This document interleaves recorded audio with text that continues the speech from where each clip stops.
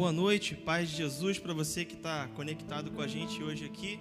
Nós estávamos com muita expectativa por esse dia, nosso coração está ardendo muito por essa palavra.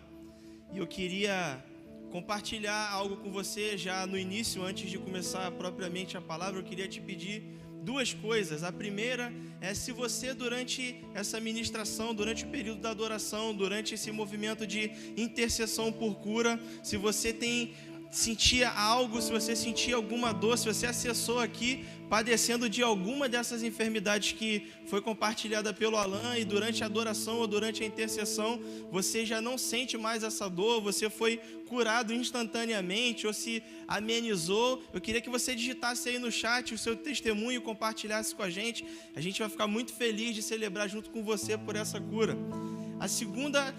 O segundo recado que eu queria dar para você é que você já está conectado aqui, nós estamos muito felizes por isso, mas você pode amplificar o alcance da palavra de Deus nessa noite, e para isso você precisa só de uma coisa: clicar no botãozinho aí, compartilhar e enviar essa mensagem para os seus amigos, compartilhar nos seus grupos de WhatsApp. É um tema muito relevante e eu acho que a gente vai avançar muito na nossa vida espiritual. Eu acho que hoje é uma noite de descobertas em Deus para nós. E já, no entanto, eu queria compartilhar algo com você. O tema da mensagem dessa noite é santidade em um mundo tecnopornô. É isso mesmo, você não está enganado, você não clicou no link errado, achou que era uma palestra, mas você está numa celebração a Deus, e nós vamos falar sobre santidade em um mundo ou em uma era tecnopornô, em uma era que qualquer lugar que você acessa tem espaço para pornografia. Eu queria já te convidar a pensar sobre uma coisa que não tem tanto a ver com o tema, mas nos leva a atitudes como a desse tema. Eu não sei se você tem acompanhado durante essa semana, mas as redes sociais têm sido invadidas, as páginas da internet têm sido invadidas, o mundo inteiro está num grande rebuliço por causa de atos de racismo que aconteceram nos Estados Unidos. Um homem faleceu, George Floyd, vítima da violência policial. E isso desencadeou uma série de protestos, isso desencadeou em uma série de raivas, uma série de atos violentos em combate a uma possível violência ou a de fato uma violência que aconteceu com uma pessoa. E aí a gente viu hoje pela manhã diversas bandeiras sendo hasteadas nos Instagrams, nos Facebooks, com policiais antifascistas, políticos antifascistas, músicos antifascistas, cristãos antifascistas, e uma bandeira padrão de todos com bandeira antifascistas. E na minha página da internet, eu não sei na sua como um cristão, ou até mesmo na sua que nos visita essa noite, algumas pessoas perguntaram assim: por que você não deu um like lá na bandeira cristão antifascista? Por que você não compartilhou lá o slogan? Agora é hora da igreja se posicionar. Eu penso da seguinte forma, e eu queria compartilhar com você: nós já nos posicionamos ante o fascismo quando escolhemos dizer sim para Jesus. Eu não hasteei a bandeira antifascismo porque eu levantei a bandeira do amor. A bandeira do amor já é antifascismo. A bandeira do amor já é antissegregação. A bandeira do amor também é antiviolência, também é antimaldade, também é antipecado. E não há palavra que eu consiga expressar que supere o amor em Cristo Jesus. Então deixa eu te dizer algo que vai ter a ver com o tema que a gente vai falar hoje. Se você quer gastar energia, se você quer investir tempo e força para vencer o mal do mundo, gaste tempo em amar mais as pessoas, gaste energia para amar e fazer movimentos em direção às pessoas. O mundo não precisa de mais uma voz rebelde, o mundo não precisa de mais uma voz violenta, o mundo não precisa de mais uma opinião forte, o mundo precisa de amor. Uma doença ou um veneno que causa mal à nossa vida não é combatido com outro veneno mais forte, mas é com um antídoto. E o antídoto do mal não é uma voz eloquente, o antídoto do mal não é uma opinião marcante, o antídoto para o mal é o amor, e o amor é uma pessoa chamada Jesus Cristo. O caminho para a santidade em um mundo tecnopornô passa pela verdade de que Jesus é maior do que a minha vontade, maior do que os meus desejos, que os meus desejos têm que estar nele e que eu devo desejar aquilo que ele deseja de mim. Eu devo desejar caminhar em direção a ele. E aí, eu sou aqui agora o líder de jovens, eu compartilho de muitas experiências dentro desse universo que está ligado à minha geração.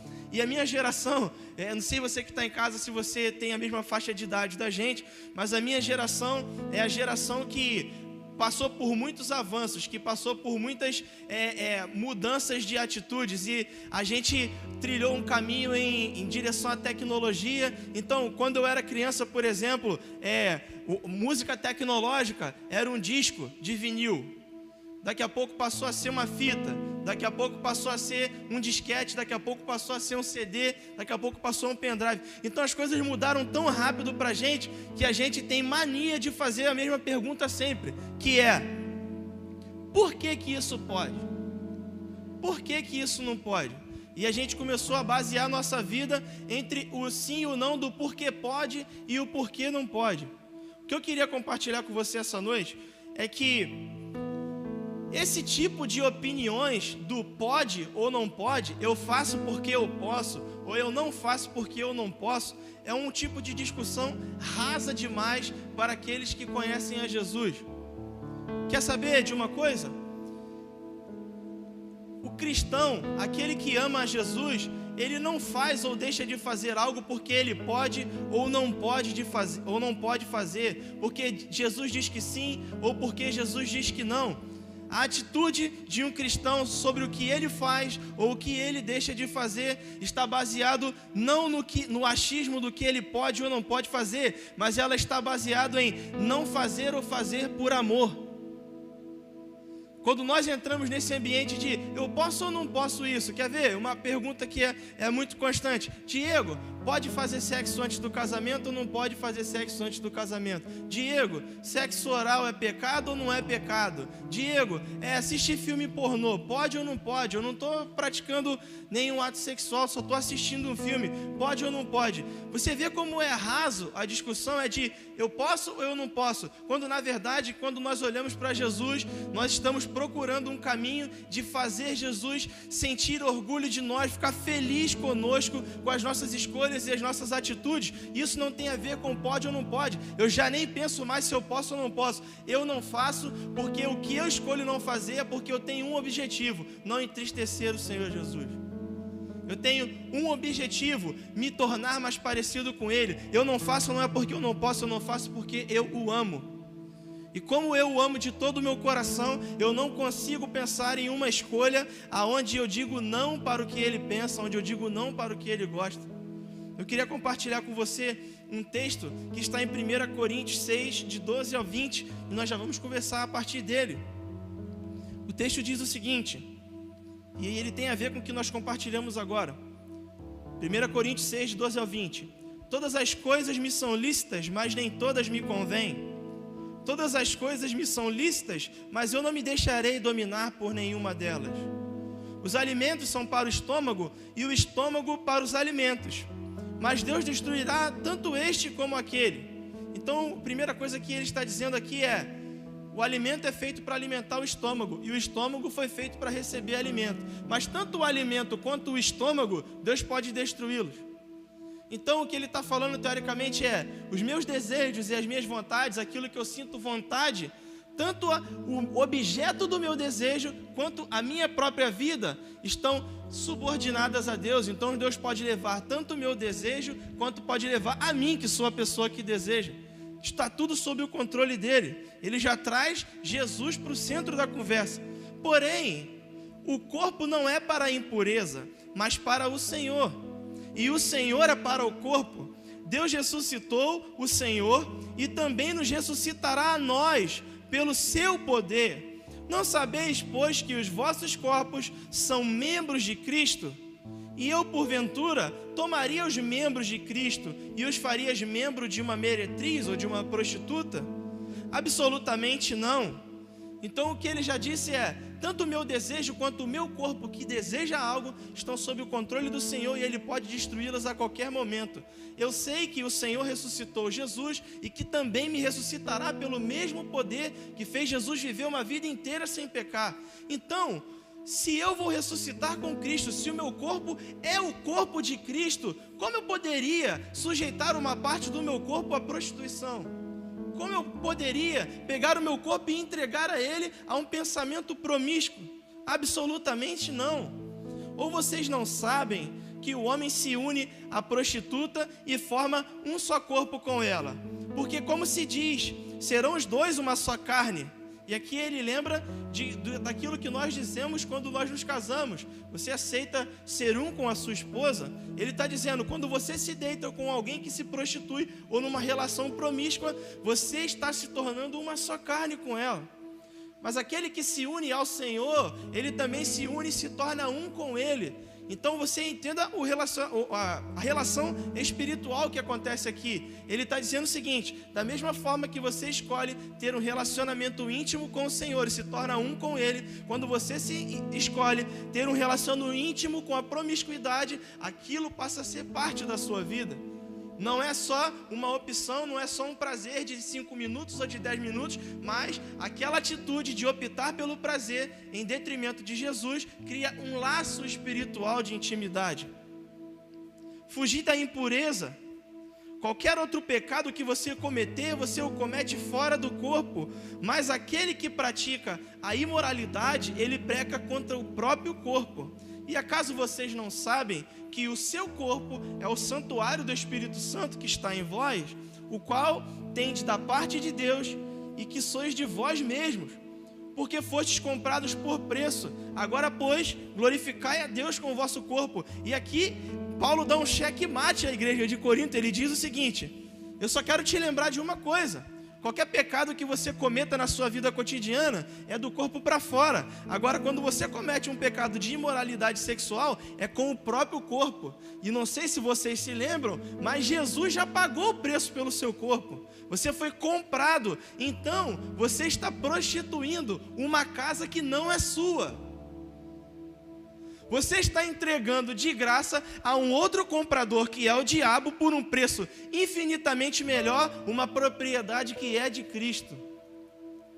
Você está escolhendo criar um laço com alguém que não interage com o reino de Cristo, com um espírito que não interage com a santidade. E aí, eu não sei se você se lembra do versículo que diz que um reino dividido não prevalece. Talvez você possa ter olhado essa mensagem e falado: não, mas esse versículo está falando de prostituição, que é você ir lá e contratar uma garota de programa ou contratar um garoto de programa e você se entregar a esse tipo de relação. Eu quero te dizer que você achou errado. Não é isso que a palavra meretriz diz aqui na Bíblia. No original, a palavra é porne. E porne tem alguns significados. Para esse texto específico, eu vou te dizer agora qual é.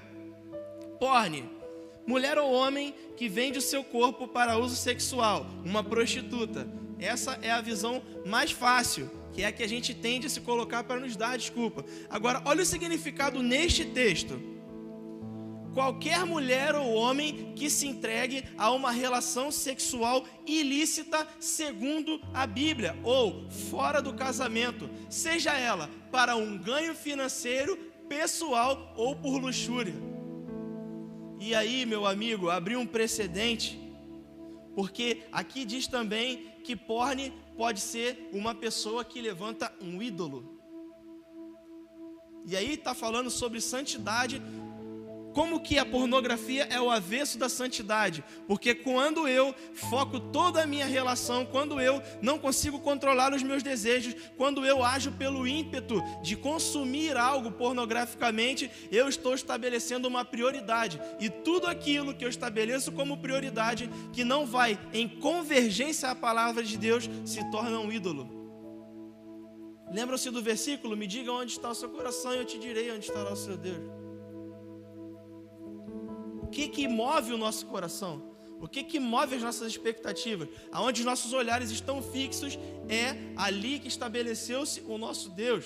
É um prazer momentâneo, mas o mundo tecnopornô nunca pode ser desculpa para uma vida de escolha para o pecado. Eu sei, cara, que é difícil. Você entra no Instagram e uma propaganda fala de pornografia. Você entra num comercial de um chinelo e a mulher está de biquíni curto. E você... Esses dias eu viajei e eu fui em direção à região dos lagos. E eu estava na Via Lagos e eu olhei assim, um outdoor gigante, cara. Devia ter uns 3 metros e pouco. E dos 3 metros e pouco, tipo, 30 centímetros devia ser a marca de um cimento. Os outros 2 metros e alguma coisa era uma mulher com um biquíni que não dava para, se tirasse o biquíni dela, não dava para fazer um lenço de rosto. O que o cimento tem a ver com uma mulher pelada? Mas o cara que cuida do marketing, ele sabe qual é o nicho que vai ser usado o cimento. E é a galera que está lá na pista trabalhando, que está passando sufoco, que está na correria do dia a dia, num trabalho estressante. E ele sabe que quando aquele cara receber um caminhão de cimento com um panfleto, com uma mulher de biquíni, ele vai tender a falar para o chefe da obra que aquele é bom. Porque foi um momento ali que subconscientemente deu um alívio na mente dele. Tipo, eu estou estressadão, então eu olhei para essa mulher pelada aqui, pô, beleza, já ficou legal o dia e tal. Então, ele já entendeu que existe um marketing na nudez e na pornografia. Mas o mundo tecnopornô, ele não pode ser desculpa, sabe por quê? Desde que o mundo é mundo, existem tentações. Desde que o mundo é mundo, coisas tentam roubar a nossa atenção de Deus. O acesso à pornografia não é um privilégio nosso. A tentação da carne também não é um privilégio nosso. Já existe de muito tempo, desde a época dos apóstolos, desde antes dos apóstolos, desde o Éden, desde depois do Éden, da queda do homem, já começou a luxúria ou ao desejos desenfreados da carne alcançar o homem. Só que eu quero te dizer algo que é muito libertador essa noite. Por mais que tentações novas surjam, por mais que a facilidade nos alcance, o poder do Evangelho não foi enfraquecido. O mesmo poder que fez homens de Deus prevalecerem diante as tentações está disponível hoje, se você disser um sim para Jesus, para te libertar da prisão que você tem enfrentado, para libertar você de uma prática que você não consegue se libertar. Eu lembro que na minha época de adolescente e até mesmo de infância, que foi quando eu tive acesso à pornografia, era tipo missão impossível você ter acesso a um conteúdo pornográfico. Você tinha que ter uns macetes para poder alcançar. Tipo, você chegava numa locadora, que para você hoje existe o Netflix, então nem sabe o que é que eu estou falando, mas a locadora era um lugar que tinha um montão de filme. E aí o lugar da pornografia era uma sala fechada com uma chave que só o coroa que tomava conta da locadora tinha. Então, ou tu corrompia o cara com dinheiro para você pegar um filme pornográfico, ou você tinha que dar um jeito de pedir um adulto que fosse corrupto para alugar para você, em troca da tua mesada ou da tua merenda. Ou se você não quisesse isso, você tinha que pedir um adulto para ir numa banca e comprar uma revista. Ou você tinha que invadir o armário do seu tio, ou do seu pai, ou de alguém que você sabia que tinha, olhar rapidinho e guardar antes que alguém visse. Hoje não. Hoje você tem um celular, e o celular tem até grupo que bota 500 vídeos por dia de coisa que não presta. Ou você clica lá no YouTube para ver, bota lá, 2 horas de adoração. Aí o comercial eles cederam para o capiroto. Aí aparece lá uma mulher pelada antes de tu entrar no soco em worship. Aí o cara tem que andar duplamente em espírito. Quando eu era adolescente, eu fui exposto de outra maneira, que talvez seja que aconteceu com você. Na minha casa, o meu pai e os meus tios achavam que, para eu ser homem, eles tinham que me dar revistas pornográficas e tinham que deixar eu ver vídeo pornô. Porque se não acontecesse isso, eu poderia me tornar um homossexual ou outra coisa do tipo. E eles achavam que estava ligado à minha sexualidade com acesso à pornografia desde sempre. E eu ouvi desde criança, e talvez você tenha ouvido isso também, que no meu aniversário de 18 anos, o meu presente seria uma garota de programa para eu passar a noite e perder a minha virgindade, porque para eles isso era um sinal de que eu me tornei homem. Mas a palavra de Deus nos ensina que você se torna homem quando você decide dizer sim para Jesus em detrimento da vontade do seu corpo. Quando eu conheci Jesus, eu entendi que eu não precisava ser aprovado por todos para que eu me sentisse aceito. Eu era aceito quando Jesus me aprovava. E a minha audiência passou a ser da minha família inteira para um só, para Jesus. A luz que entrou na minha vida conseguiu me iluminar os pontos cegos, e essa luz é Jesus. Ele está disponível para mim e para você. Talvez você esteja ouvindo essa mensagem e você pense assim: pô, essa mensagem é muito voltada para homem, para adolescente. Eu sou mulher, e para mulher não tem isso. A gente Estatísticas dizem, você pode procurar no G1 ou no Google, do ano passado, as universidades americanas fizeram uma estatística e dizem que homens e mulheres têm acesso quase equivalente à pornografia. A diferença é que homens e mulheres se sentem tentados em ocasiões diferentes. Por exemplo, se você é homem assim como eu, você vai ser tentado ao ver uma mulher seminua ou nua. É isso que dá prazer ao homem, ver uma mulher seminua ou nua. Agora, se você é uma mulher, você é tentada num ambiente mais velado, porque o que estimula a mulher é um homem melhor arrumado, é um homem cheiroso, de barba feita, um homem educado. Mexe com a mesma área do cérebro daqui um homem quando ele vê uma mulher pelada, sem roupa. A tentação é a mesma, só que ela se desenvolve de uma maneira diferente. Então, às vezes, por mulheres não verem homens seminus ou não ter acesso a esse conteúdo, podem se distrair e achar que não estão sendo tentadas. Eu queria convidar você a pensar algo comigo essa noite. A vontade de Deus para mim e para você que está em casa era que a gente chegasse ao matrimônio, ao casamento, quando você escolhesse a pessoa com quem você ia passar o resto da sua vida, que você nunca tivesse acessado a pornografia. Que a primeira pessoa nua que você fosse ver fosse a sua esposa. Essa é a vontade de Deus, o projeto original é esse. Que a primeira pessoa nua que você visse fosse a sua esposa. E que a primeira pessoa com quem você deitasse a cama fosse a sua esposa. A primeira pessoa que você beijasse na boca fosse a sua esposa. Esse é o projeto de Deus, para mim e para você. E aí eu quero pensar para você, meu amigo que já é casado, minha amiga que está em noivado, aos jovens que estão namorando hoje, eu queria dar 30 segundos para que você pensasse. Como seria o seu casamento? Como seria essa relação se você chegasse desta forma ao seu casamento? Pense por 20 segundos.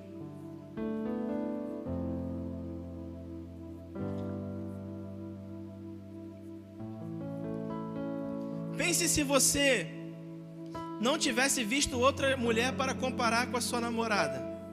Pense se você não tivesse visto outro homem para comparar ele com o seu marido. Pense se você nunca tiver deitado à cama com outra pessoa para quando você deitar com a sua esposa, você fazer comparações entre uma relação sexual ou outra. Conseguiu pensar? É por isso que Deus separou, para que nós fôssemos uma só carne apenas com a pessoa que nós decidíssemos passar a nossa vida. No 30 Semanas esse ano teve uma mensagem que foi brutal para mim. Teve uma frase agora, há 2 semanas atrás, e eu já vou falar do 30 Semanas, mas eu quero compartilhar agora a sua frase. Uma autora, ela disse o seguinte: o privilégio de ver o seu corpo nu só deve ser concedido a quem também desejar passar uma vida inteira vendo seu coração desnudado. Você conseguiu absorver essa frase?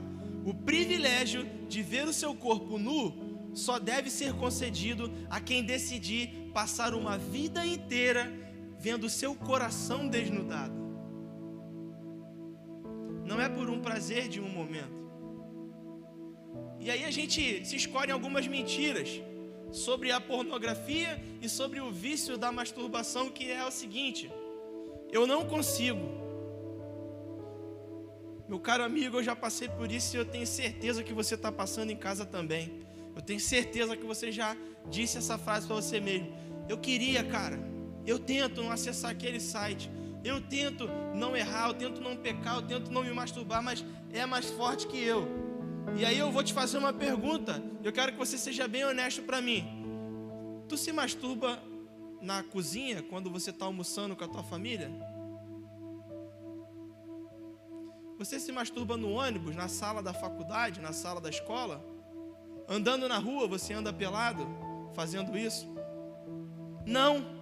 Por quê? Porque você consegue se controlar. Então aí não é uma questão de desejar ou de não desejar, é uma questão de controle. Nós podemos, a partir dessa ótica, ser revelados de uma coisa que nós tentamos fugir com a nossa mente, que é de que a verdade muitas vezes não é que nós não conseguimos vencer o nosso desejo, mas a verdade muitas vezes é que nós não acreditamos na recompensa de Deus para a santidade.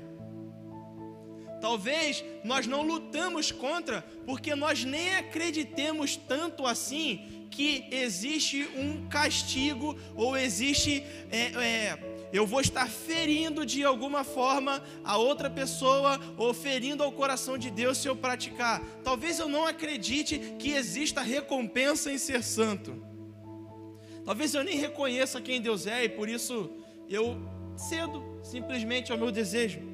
Uma segunda mentira sobre o mundo tecnopornô é que eu vejo porque eu não estou prejudicando ninguém. É só eu ali no meu quartinho, quieto.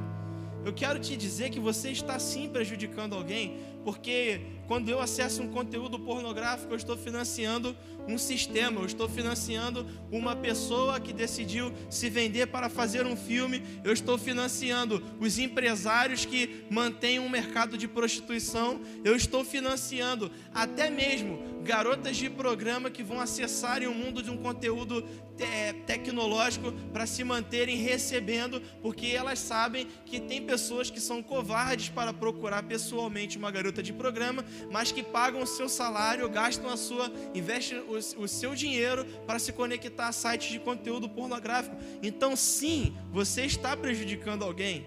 Eu vejo para não fazer coisa pior. Essa é uma das desculpas mais utilizadas e é uma das mentiras que Satanás coloca na nossa mente. Você vê para não fazer coisa pior, mas é o acesso à pornografia que vai abrir portas, que vai levar você a fazer coisas bem piores. E eu vou te dizer muitas delas aqui a partir de agora. Outra grande mentira é: eu por enquanto vejo, mas é porque eu não sou casado e como eu não consigo me controlar, então eu vejo, eu assisto pornografia, eu tenho esse vício, mas eu sou noivo já e eu vou me casar. E quando eu me casar, o problema está resolvido. Achou errado, companheiro? Só que não vai ser isso que vai acontecer. Quer estatística para não ficar a minha palavra? Uma pesquisa divulgada pelo G1 em 2018, em dezembro de 2018, diz que 45% das pessoas que consomem pornografia são casadas, porque elas são frustradas, porque antes de elas serem casadas, elas já tiveram acesso a conteúdos pornográficos, e eles acham que quando casarem, a sua esposa ou seu marido vai ser um ator de filme pornô, que vai saciar todas as suas vontades e fazer tudo aquilo que você gosta. Então 45% das pessoas comprovadamente que acessam conteúdo pornográfico são pessoas que já são casadas. E quem são as outras 55%, Diego? As outras 55% das pessoas são pessoas que consomem porque acham que quando casarem vão se livrar da pornografia. É estatística, não sou eu que estou dizendo, um grupo de estudiosos viu. A outra é: eu sou uma aberração, eu sou diferente de todo mundo tem armas para lidar, mas eu sou único, comigo é diferente, porque você não está na minha vida, por isso que você está dizendo isso. E aí Jeremias 3,9 diz o seguinte: e por ter feito pouco caso da imoralidade, Judá contaminou a terra cometendo adultério com ídolos de pedra e de madeira. Todas essas mentiras que nós dizemos para nós mesmos, que nós acreditamos sobre o que o diabo fala, na verdade, é pouco caso com a santidade que Jesus quer nos oferecer, com uma vida de escolhas melhores que Ele quer oferecer. E por escolher a imoralidade, Judá não contaminou só o povo, mas ele contaminou a toda a terra, pois cometia adultério, pois pecava contra a moralidade sexual que Jesus apresentou. É por isso que Deus nos chama para esse caminho, de fazer o caminho de volta e dizer para nós: olha, não importa quão mergulhado você pareça estar hoje, não importa quão fraco você possa parecer para vencer hoje, nem me importa quanto tempo você acessa esse tipo de conteúdo ou faz esse tipo de escolhas, eu sou soberano sobre todas essas circunstâncias. Eu quero lhe dar força na sua fraqueza, o meu espírito se aperfeiçoa na sua fraqueza. Então a voz de Jesus para nós essa noite é: você pode vencer, você pode superar esse desafio. Por que nós falamos sobre pornografia então hoje de maneira tão aberta? Diego, por que escolher esse tema tão controverso, tão polêmico para se falar num culto? Eu quero te dizer pelo menos 8 razões. Primeiro, porque é a pornografia que transforma o que Deus criou, a criação de Deus, em um objeto. Quando você acessa um site que você procura lá por um conteúdo de pornografia, você está coisificando algo que Deus chamou de filho. Um projeto que foi fundamentado desde antes da fundação do mundo. Algo que arrancou suspiros de Deus, algo com que Deus planejou, colocou o seu fôlego ali, Ele soprou vida, amou, enviou seu filho para morrer, para que outras pessoas pudessem ter acesso a uma vida de filho, a um lugar de reinado. A gente pega e coisifica, transforma em uma coisa. É um objeto que eu vou clicar e vai me dar prazer, eu quero ver e pronto, e acabou. Eu coisifiquei, eu transformei a pessoa num clique, sabe? Transformei ela num objeto, em dados do meu celular. Algo que Deus sonhou e projetou com tanto amor. A pornografia transforma os outros em animais.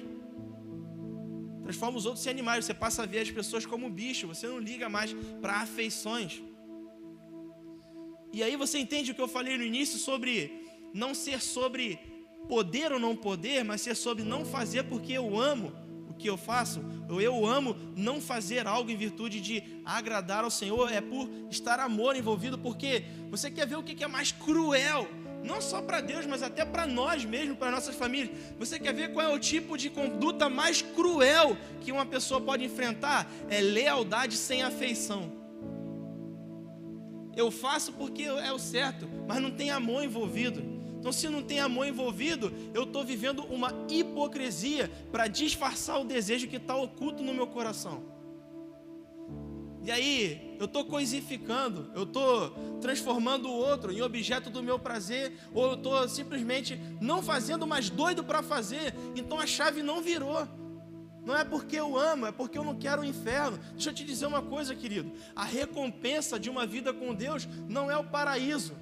Você não tem que fazer o certo porque você vai herdar o paraíso. A recompensa de viver em santidade é passar a eternidade presenciando a glória e as virtudes de Jesus e as excelências. É passar uma vida inteira, eternamente, celebrando diante da presença do Senhor. Pode ser no palácio, pode ser no meio de uma praça. Eu nem sei para onde é que o Senhor vai me levar e como é que será, contanto que Ele fique comigo por toda a eternidade. Todo não que eu disser hoje vale a pena, vale a pena.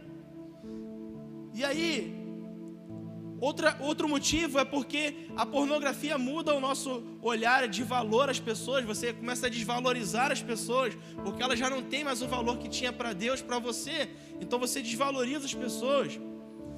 Quarto motivo é porque chega um momento em que a pornografia por si só não é mais suficiente. E eu quero trazer para você mais uma estatística. E aí, a gente vai lembrar de outra bandeira, como a do fascismo, que foi levantada aqui no início, a gente falando. Você se lembra há pouco tempo atrás, em que um partido político botou lá no seu estatuto de que eles queriam brigar para que a pedofilia fosse aceita, não como um crime, mas como uma coisa que precisava de tratamento? Você se lembra da polêmica que isso causou em todas as redes sociais? Então, deixa eu te dizer algo. 87% dos pedófilos são pessoas profundamente presas à pornografia. A quinta mentira que acaba completando essa de cima, o motivo de cima, é porque a pornografia ela é uma antessala para outros pecados. Quando você assiste um conteúdo pornográfico, você, no seu cérebro, você libera uma substância chamada dopamina, que é a mesma que é utilizada nas drogas. Por isso você percebe que o discurso para pornografia e para droga é um discurso de vício. São coisas que estão bem ligadas. Quando você desperta a dopamina, então você tem um momento de êxtase, que é ali o primeiro momento, êxtase. Então você se sente bem, porque você viu aquele vídeo e te causou um êxtase. O seu cérebro se programa para na próxima vez que você vê uma imagem como aquela, ela não tem mais o mesmo efeito, porque não foi a primeira vez que você viu. Então você acessa conteúdos diferentes. E aí daqui a pouco você acessa conteúdos mais pesados. E aí daqui a pouco você está vendo um vídeo de zoofilia, que é de pessoas que se relacionam com animais. Daqui a pouco ver não adianta, aí você tem que fazer algo de errado com uma criança ou com a mulher de alguém que é casado, ou você quer se relacionar com um animal porque você viu no vídeo e achou que é legal.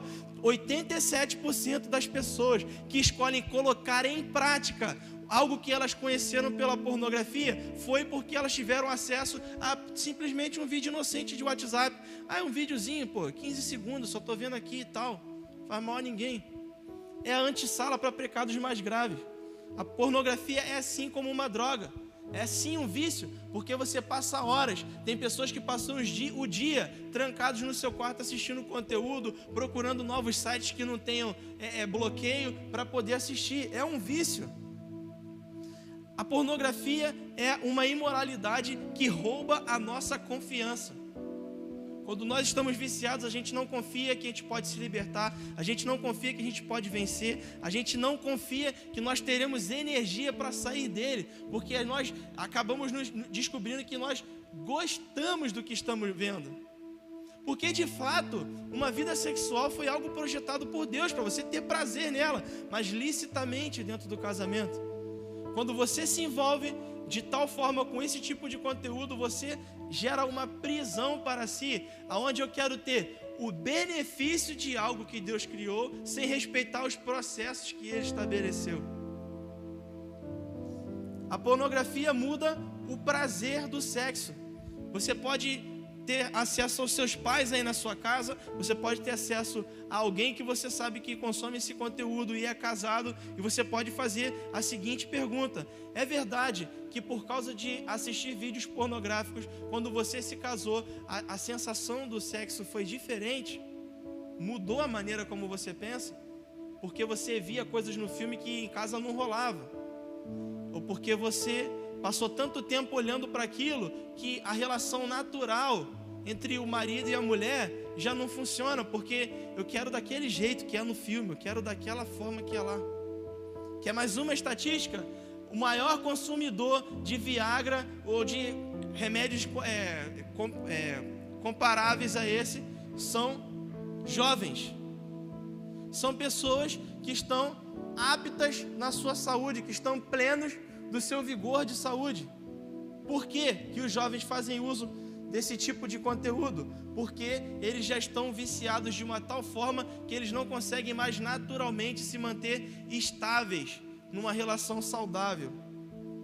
O próprio Platão dizia o seguinte: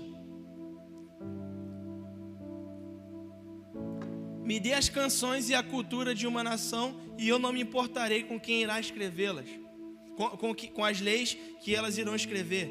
Me dê as canções e a cultura de uma nação, e eu não me importarei com quem escreverá as leis.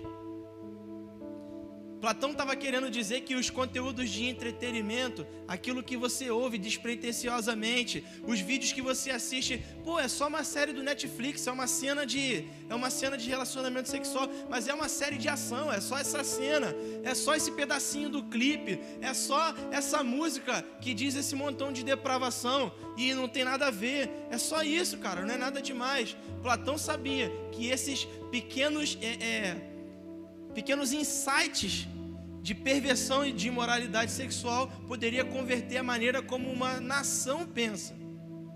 De fragmentos em fragmentos era possível derrubar uma montanha, só fazendo do jeito certo. Quais são as lentes que você está usando para enxergar o mundo? A partir de que ótica? Como você tem escolhido? Mateus 6, do 22 ao 23, diz o seguinte: se os teus olhos forem impuros, o seu interior será podre. Se os seus olhos forem impuros, o seu interior será podre. Pense em algo comigo. Aquilo que você ouve, aquilo que você vê, aquilo que você absorve do mundo externo, aquilo que você absorve na sua mente, o que você ouve, o que você lê, vai moldar a maneira como você pensa. A maneira como você pensa vai mudar a maneira como você age.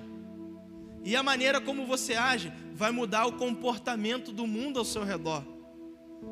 Da maneira como você age, você vai atrair pessoas equivalentes ao seu tipo de conduta. E isso tudo começou com a escolha do que você consome. Com a escolha despretensiosa de qual série eu vou assistir no Netflix. qual música eu vou ouvir? E aí, a gente por muitas vezes percebe que nós abrimos salas na nossa vida para perversão, nós abrimos espaço para o diabo. Eu não sei vocês, mas eu sou tentado em muitas coisas. E eu percebo amigos meus também sendo tentados em muitas coisas. É algo incomum, como por exemplo, a internet é algo bom ou algo ruim? Não, a internet é neutra, você que escolhe o que você vai consumir. É você que escolheu se a lupinha do seu Instagram é o botão de descagem rápida para o diabo. É você quem escolhe. Você que escolhe o grupo que você permanece e o grupo que você sai.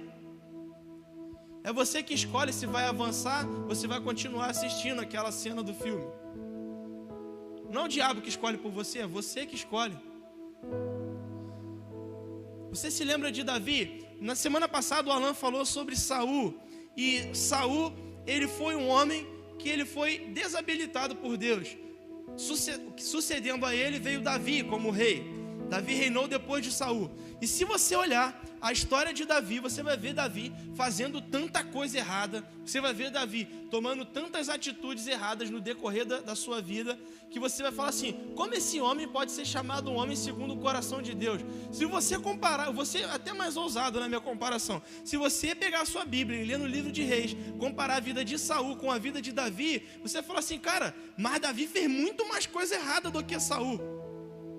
Foram muito mais vezes que Davi incidiu no erro. Só que existia uma diferença crucial no coração de Davi. Davi, quando ele errava, ele sabia o caminho de volta que ele tinha que fazer.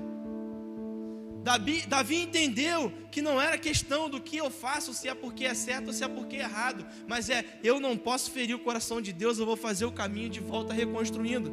Enquanto Saul escolheu simplesmente ignorar a vontade de Deus, ignorar o que Deus pensava. Tudo que você se importa, Deus também se importa. Para tudo que você olha, Deus está se importando. Deus se importa tanto com quem você vai escolher para casar, quanto com qual conteúdo que você está acessando no teu telefone.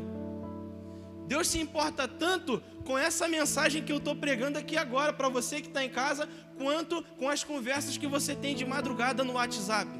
Não tem diferença de importância, porque Ele olha para todos como filhos, como pessoas que podem ter acesso ao local da mesa. E quando você toma a livre e espontânea escolha de pecar, não é questão de que você incidiu nenhum erro, mas é questão que você decidiu estar em um lugar onde Deus não está. Você decidiu a estar longe da presença. Não é sobre estar certo ou estar errado, é sobre escolher não estar no mesmo lugar onde Deus está. Então o que eu preciso, Diego? E aí eu vou compartilhar alguns princípios com você rapidamente nessa noite. O que eu preciso para a cura e restauração em Jesus? Primeiro, reconheça o seu pecado com sinceridade de coração. Reconheça o seu pecado com sinceridade de coração. Eu queria ler com você o Salmo 51, do 2 ao 3.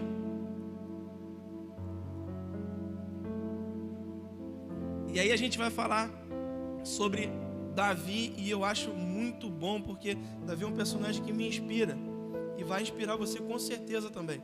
Salmo 51, de 2 ao 3. Lava-me de toda a minha culpa. É um salmo de Davi, tá? Lava-me de toda a minha culpa, pois eu mesmo reconheço as minhas transgressões, e o meu pecado sempre me persegue. Contra ti, só contra ti eu pequei, e fiz o que tu reprovas, de modo que é justa a tua sentença, e tens razão em condenar-me. Eu sei que eu sou pecador desde que nasci, desde que o Senhor me concebeu a minha mãe. Então Davi, quando ele erra, a primeira coisa que ele faz é reconhecer o erro, é olhar para o seu erro como um homem, ou você que está em casa, olhar para o seu erro como um homem, como uma mulher, com seriedade, dizer: Senhor, eu errei aqui, eu reconheço que eu pequei contra o Senhor e foi aqui. Seja honesto, diga: eu errei aqui, Pai, é aqui que eu estou, nesse lugar, errei aqui. Então isso quer dizer o quê? Não adianta postar mensagem de autoajuda no Twitter, Não adianta postar um versículo de vitória, o Senhor é meu pastor e nada me faltará, eu vou prevalecer na força do Senhor. Não é esse que é o caminho. Essas palavras possuem vida, mas elas possuem vida quando elas entram aqui na sua mente e fazem o caminho de alcançar o seu coração e moldar a maneira como você vai viver. Então talvez, na hora da queda, a decisão mais sábia e mais certa seja pegar todos esses versículos, ir para um lugar secreto e dizer para o Senhor: Senhor, eu acredito que o Senhor é tudo isso que a Tua palavra diz que o Senhor é, e eu peço que o Senhor me ajude, porque eu quero reconhecer diante de Ti qual foi o meu pecado. Só uma aspas e uma observação: um versículo no seu Instagram, numa foto de você semi-nu, não santifica a sua foto, tá? Beleza? O Senhor é meu pastor e nada me faltará, e você de biquíni e fio dental não santifica. Você sem blusa, mostrando lá o abdômen trincadão, eu vou na força de Deus, Deus é amor. O versículo não tem como Jesus administrar o seu history, Jesus administrar o seu feed e o story ficar com Satanás, tá bom? Não tem como. Ou ele governa 100% ou ele não governa nada. Ou tu está dentro d'água, parceiro. Beleza? Não santifica. Partimos daqui então, né? Tranquilo.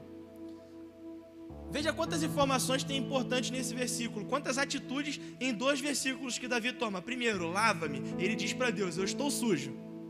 Reconheça a sujeira em mim. Segundo, eu mesmo reconheço as minhas transgressões. Então, Pai, me lava porque eu estou sujo. Eu estou aqui.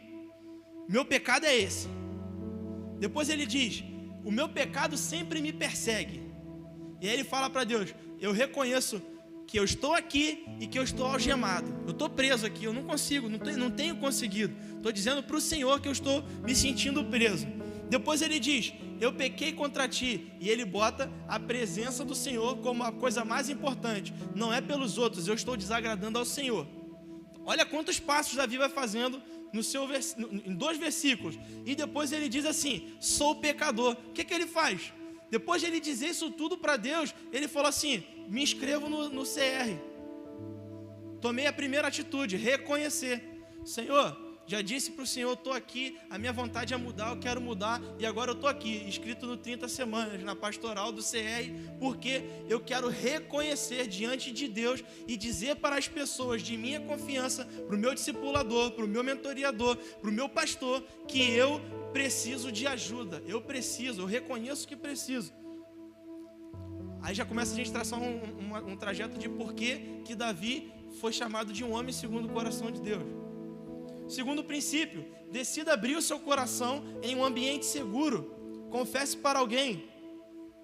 Tiago 5,16 diz: portanto, confessem os seus pecados uns aos outros e orem uns pelos outros para serem curados. A oração de um justo é poderosa e eficaz. 1 João 1,9 diz: se confessarmos os nossos pecados, Ele é fiel e justo para perdoar os nossos pecados e nos purificar de toda injustiça. Então, o que nós precisamos como segundo passo é procurar pessoas que possam ser portos seguros, pessoas que nos apresentem a Jesus. Faça rapidamente uma avaliação. Quem são as suas 5 pessoas de contato mais frequente? Abre o teu zap aí onde você estiver e olha lá. Qual foi as suas últimas 5 conversas? Pega os teus últimos 5 melhores amigos aí e olha lá e faça a seguinte análise: esses caras me aproximam ou me afastam de Deus? Esses caras são os que estão moldando o que eu ouço, o que eu penso e a maneira como eu vou agir. Escolha se rodear de pessoas que te levem para Jesus.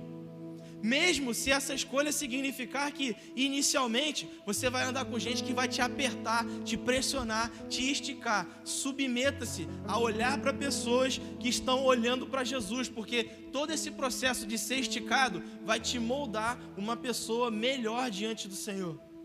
Vai te aperfeiçoar, vai te ajudar a se libertar. Eu sei, às vezes a gente está no barco e está indo tudo bem, as águas estão aparentemente tranquilas, e girar o leme todo para o lado pode causar balanço, pode causar enjoo, dificuldade, pode, eu sei que pode, mas fazer esse momento vai causar dor e desconforto para um tempo, mas para você trilhar o caminho correto. Jesus se apresenta como o único e verdadeiro caminho. Então, todas as pessoas que estiverem na estrada com você, em direção a Jesus, em algum determinado momento, escolher trilhar um caminho pela direita, pegar um atalho pela esquerda, elas não vão seguir para o mesmo objetivo, que é ir em direção a Jesus. Então, eu não devo desviar a minha trajetória em direção a Jesus para poder acompanhar a vibe da minha rapaziada. Eu preciso atraí-las, porque só existe um caminho que vai em direção a Deus, e é olhar para Jesus constantemente. Terceiro princípio: encontre o real prazer em Jesus. Encontre o real prazer em Jesus. O prazer momentâneo que a pornografia ou o sexo ilícito pode te dar, ele não vai saciar a tua vontade, porque o vazio que nós temos no nosso peito, ele não é do tamanho do vídeo que a gente assiste, ele é do tamanho de Deus. Só Deus pode completar o vazio que tem na nossa alma. É só o amor de Jesus que pode completar a minha carência afetiva. Deitar na cama com alguém que só quer passar 1 hora comigo não vai me saciar por completo. A única coisa que me sacia por completo é permanecer diante daquele que prevalece todo o amor para a minha vida, que me investe uma vida de cuidado e de amor. E isso só quem pode oferecer é Deus para nós. Salmo 51, 10 e 12 diz: cria em mim um coração puro, ó Deus. Renova dentro de mim um espírito estável. Não me expulses da tua presença, nem tires de mim o teu Santo Espírito. Me devolva a alegria da sua salvação. Sustenta-me com um espírito pronto a obedecer. Ele está dizendo que o salmista procurava ter alegria novamente na salvação do Senhor. Ele está dizendo assim, eu não quero me entreter com coisas que o mundo pode tirar. Eu não quero me entreter com coisas que logo após eu fazer vai me encher de culpa, de dor, de mal, vai me deixar com a sensação de que eu sou a pior pessoa do mundo. Eu venho a Ti hoje, Senhor, nessa noite, para Te dizer que, por favor, não me expulse da Tua presença e me ajuda de novo a sentir alegria em ser salvo. É o que nós falamos no início. Não é não fazer porque eu não posso, eu quero sentir prazer em repousar dentro da sua lei, eu quero sentir prazer em tomar decisões que me aproximem do Senhor.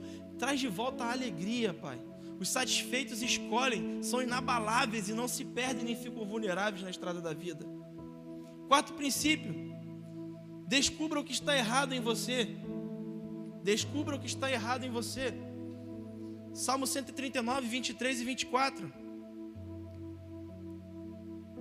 Sonda-me, ó Deus, e conhece o meu coração. Prova-me e conhece as minhas inquietações. Vê se em minha conduta algo te ofende e dirige-me pelo caminho eterno. Sonda-me e conhece o meu coração. Deixa eu te dizer algo.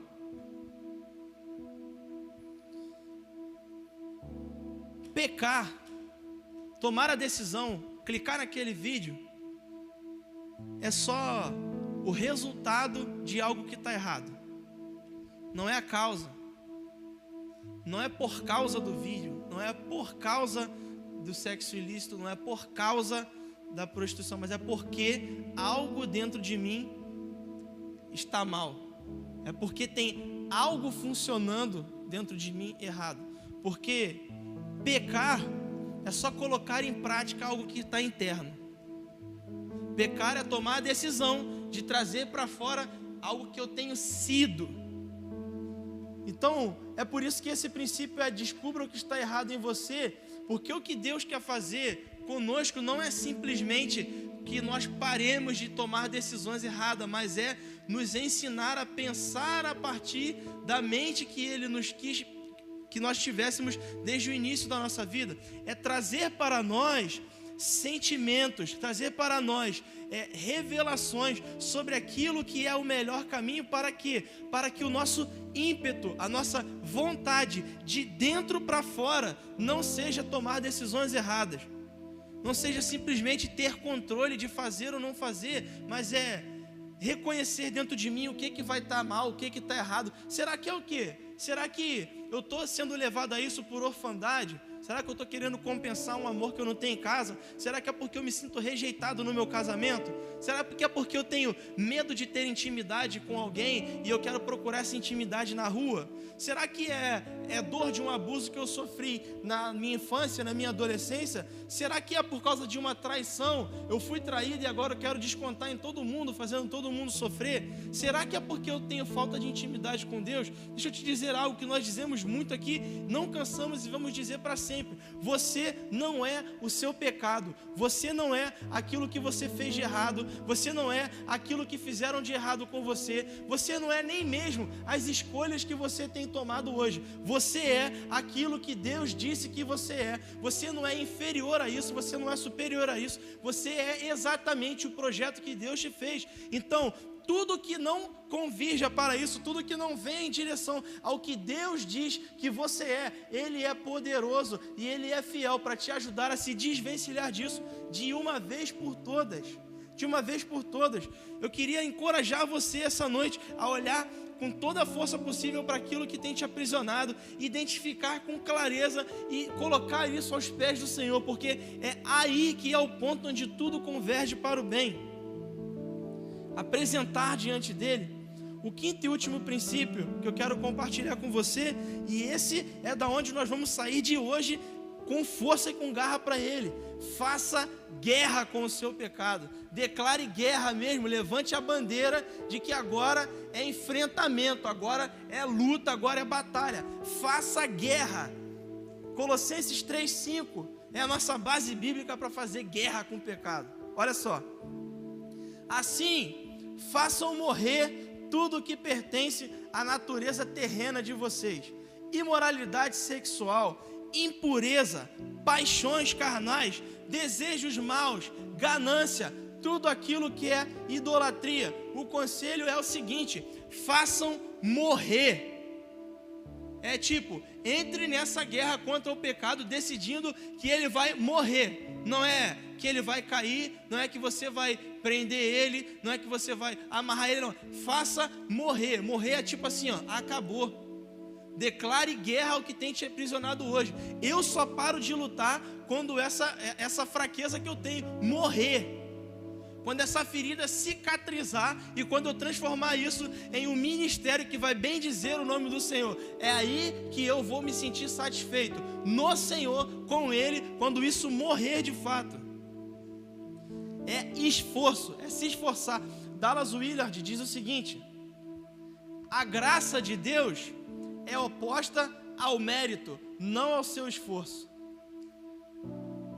O que ele está dizendo é o seguinte: a graça que te livra do pecado, a graça que é a porta que vai te levar ao encontro com o Senhor, a graça que faz você se livrar das amarras do pecado, ela é oposta ao mérito. Você não merece, mas você tem que fazer esforço, porque no meio desse caminho o Senhor vai te dizer coisas que você tem que se libertar, amizades que você tem que se desfazer, páginas que você tem que parar de frequentar, locais que você deve parar de frequentar, até músicas que você deve parar de ouvir, amigos que você deve parar de seguir no Instagram.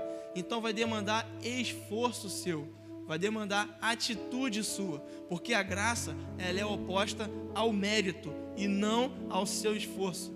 Eu gosto muito do que o pastor Luiz Hermínio diz a respeito da graça. Ele fala o seguinte: a graça não é uma desculpa para você pecar outra vez. A graça é um resgate mais rápido. Traduz para mim, Diego, o que isso quer dizer? A graça não é um cupom de desconto no iFood do diabo, para você comprar um pecado com desconto ou com preço mais fácil. A graça é a solução de Deus para você não pecar mais. Sabe o que é a graça? É o botão de ejetar da cabine do piloto.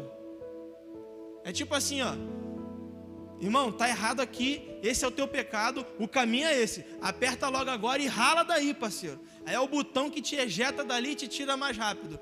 A graça é o seguinte, ó, não precisa você deitar com a mulher do teu vizinho para você estar pecando, não. Só de você pensar em deitar, tu já está errando, parceiro.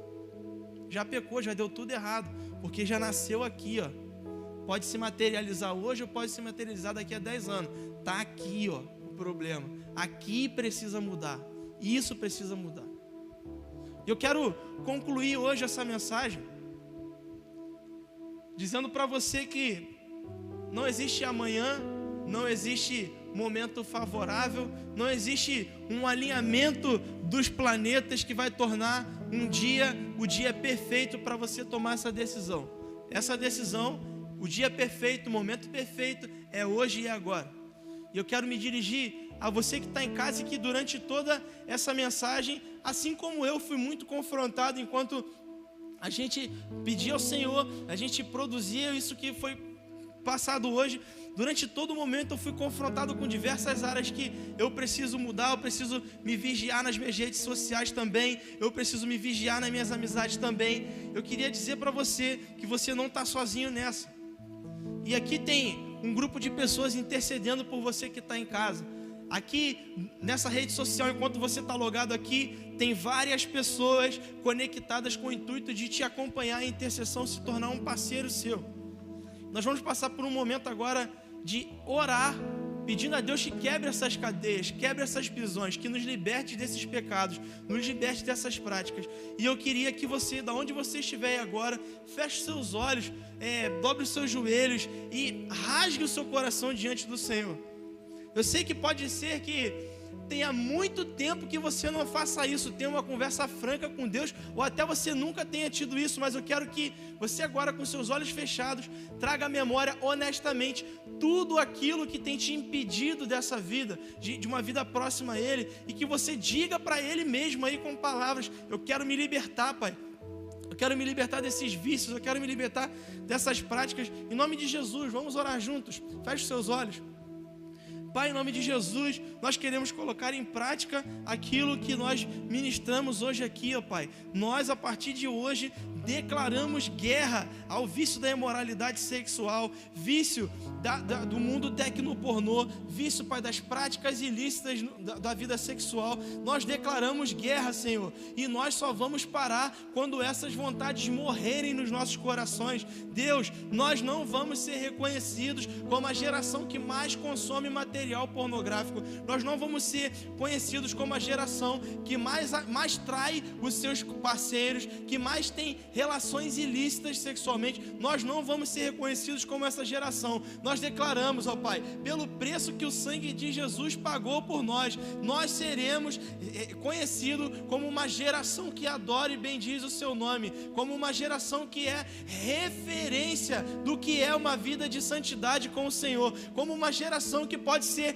procurada para ouvir qual é a vontade do Senhor, porque o Senhor vê as nossas vidas sendo praticadas em direção à tua vontade. Pai, em nome de Jesus, nós liberamos uma palavra, Pai, declarando que todo, Pai, pecado que fizeram contra as pessoas que estão nos assistindo, todo, Pai, violência que fizeram, todo abuso, ó Pai, ele será levado embora das mentes dessas pessoas, ó Pai. Elas serão curadas, ó Deus. Aonde o inimigo tentou plantar pensamentos de morte, aonde ele lançou sementes, ó Pai, de medo, de dor, de angústia, nós, em nome de Jesus, lançamos uma semente de esperança, uma semente de vida, uma semente de paz, de amor e de liberdade para uma vida plena no Senhor. Em nome de Jesus, nós declaramos, ó Pai, cura dos vícios, cura, ó Pai, das perversões sexuais. Nós declaramos, ó Pai, cura, Pai, das doenças emocionais que nos aprisionam nos vícios. Em nome de Jesus, nós dizemos isso, ó Pai, crendo que o teu sangue é suficiente para nos libertar de qualquer amarra do diabo, ó Pai.